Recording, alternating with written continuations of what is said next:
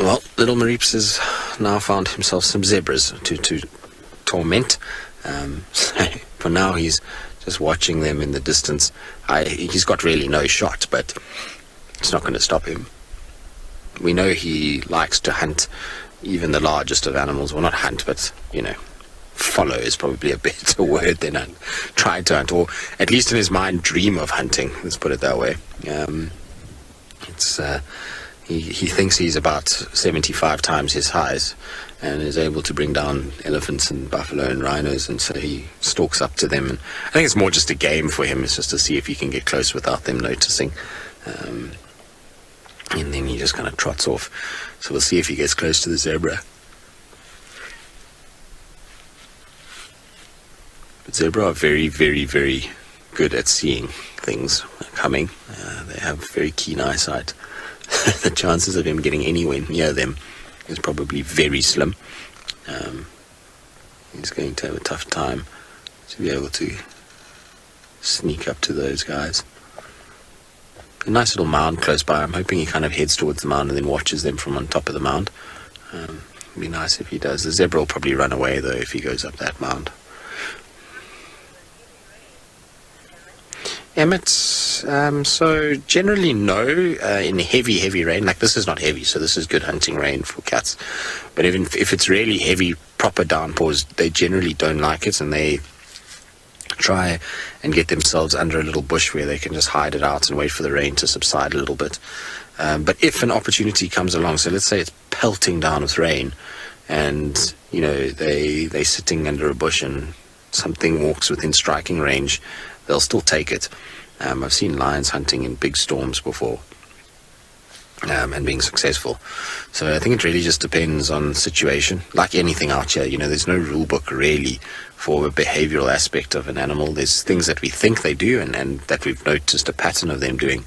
But that kind of behavior can change according to an area. Remember that animals are super adaptive to the areas that they're in, and so what a big cat does here in the rain might not be the same as what a big cat does in East Africa, for example, or Botswana. It's the conditions and the way things work and the way the animals interact with each other is all dependent on a very specific area, and that's why a lot of the books that are written are based off specific areas, and we see that a lot of that's being challenged the more people are out and the more things are being documented with cell phones these days and all those kinds of things. We're seeing that a lot of behavioral aspects of animals is not exactly as we first thought.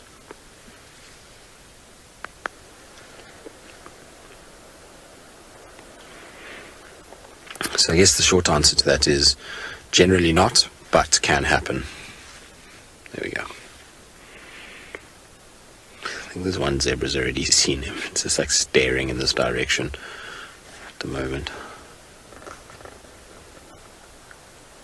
Interested to see if they're going to alarm call at him or if they're going to be pretty chilled and say nothing and just run away.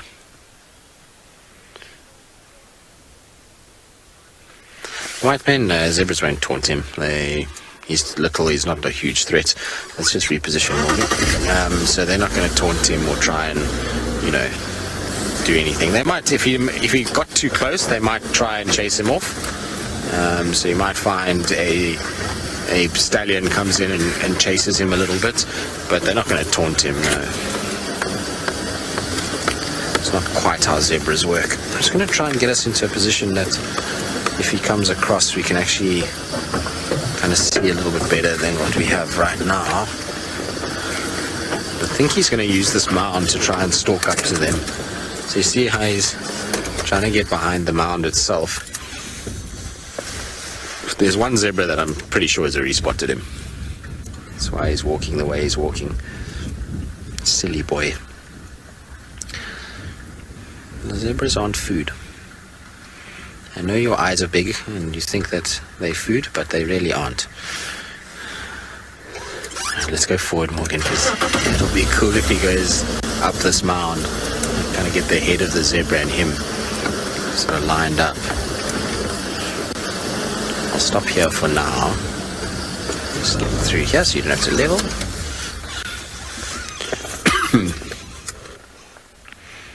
think the zebras are probably watching us more than they're actually watching him.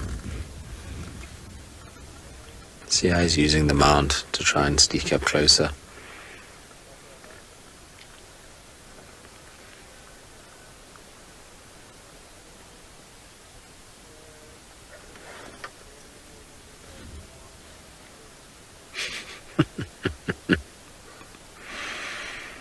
Silly boy, these are not food for you. They're way too big.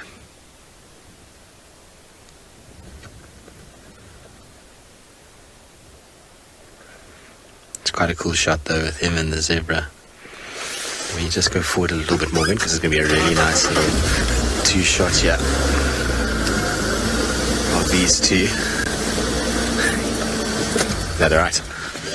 That's very cool. Silly sausage, Maribye. This is not a place where you can hunt zebras, or you're also not the right size to be hunting zebras.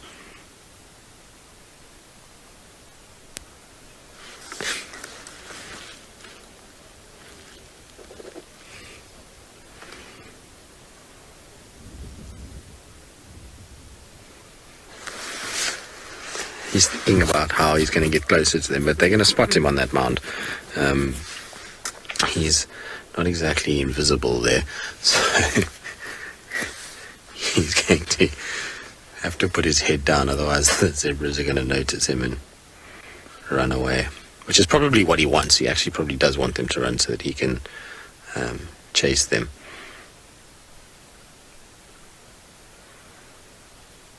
Almost like he's like, well, now I've gotten to this point, now what do I do? Can you imagine how many times he does this kind of stuff where we don't even know about, where he's stalking ridiculous animals and kind of going after things that just are completely not what he needs to be doing or spending energy on.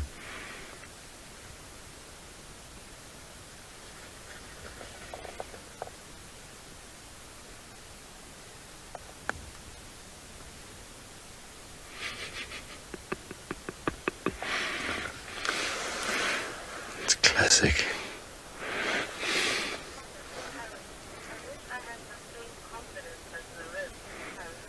Harrison, I think you and many others wish they had the same confidence as Maribye. He certainly is a go-getter, isn't he? He's not worried about the way that he goes about his business or what anyone thinks. He does what he wants when he wants. This little guy.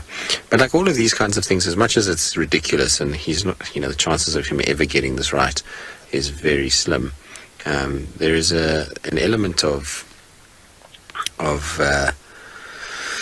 use in this kind of stuff, because what it's doing is it's teaching him to be a lot more kind of, it's teaching him ways of hunting essentially, so he can figure out ways to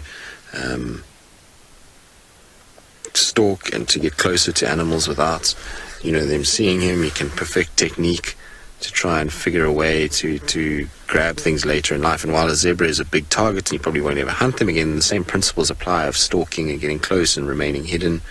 That zebra seems to care nothing for him and his approach to it. It's ridiculous in every single aspect, isn't it?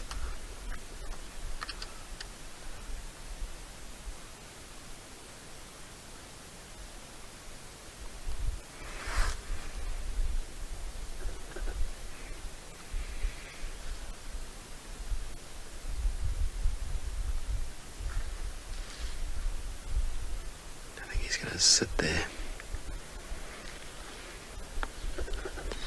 I've seen some things in my time, but I've never seen a leopard so out in the open, and the zebra's actually not in any way picking up that he's there.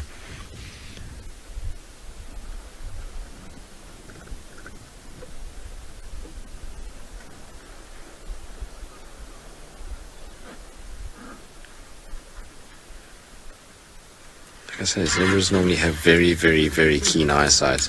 So how he has managed to get to the point he has without the zebra realizing that he's sitting on the mound. Either that or the zebra is just like, what is this ridiculous cat actually think he's doing? There you can see the zebras. Maribye, it's too big for you. What are you going to do when you run there? I'm going to now sit down. Oh, that zebra actually has a very bad limp on it. Or maybe it was just a bit stiff.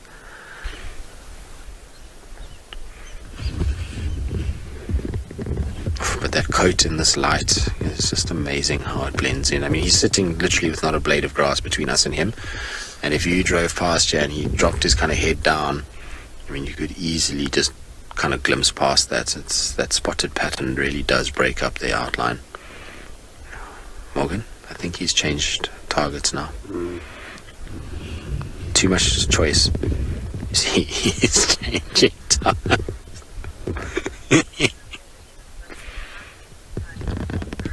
Tyler, you're asking if they can tell which animal it is that they're hunting. So they very much are aware of what they're doing and which animal they're targeting. As the other zebra's seen him now. He's going to get chased shortly. Or they're going to run, one of the two. But they will pick out an individual within the herd and they'll actively target it. And maybe it's why he was trying to stalk up on that one, because that one had the little gammy leg and a little bit of a limp, so they know that limping animals are better targets. But that doesn't always mean that they grab that one. So if in the chaos of a chase another one comes their way and is in striking distance, they'll take that one too. Or take that one instead, should I say.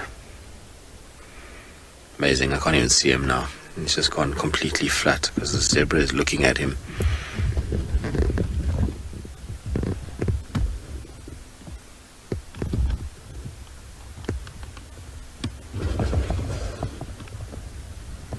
If that zebra starts to drop its head again and feed, I think he'll start to move.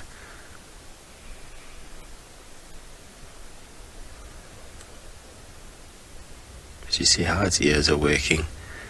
I don't know, are you on the zebra or on him?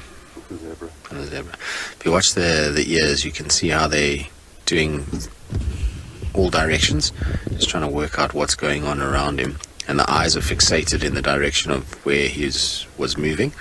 So it's a situation where the zebra knows something is there, but it can't just turn its back on the rest of the environment and only stare in that direction and put its ears that way, because remember, they are hunted a lot of the time by things like lion, and lions potentially can be in all directions, so that's why they'll turn their ears around like that. And if the zebra just makes one snort and runs, it will trigger the rest to go as well.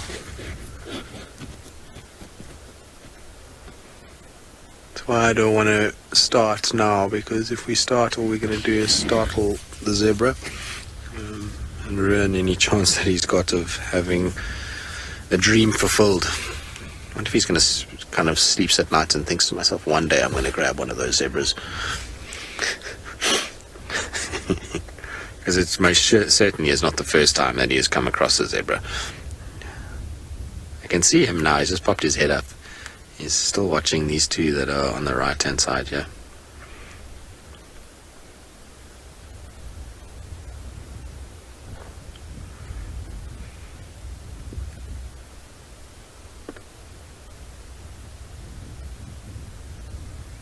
So directly in line with where that zebra is now, the middle one, is where he is.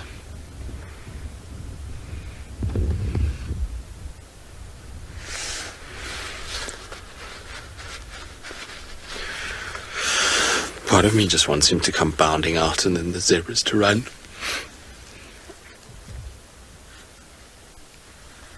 Just because I think it'll be funny to watch, but I don't think he's going to. I think he's going to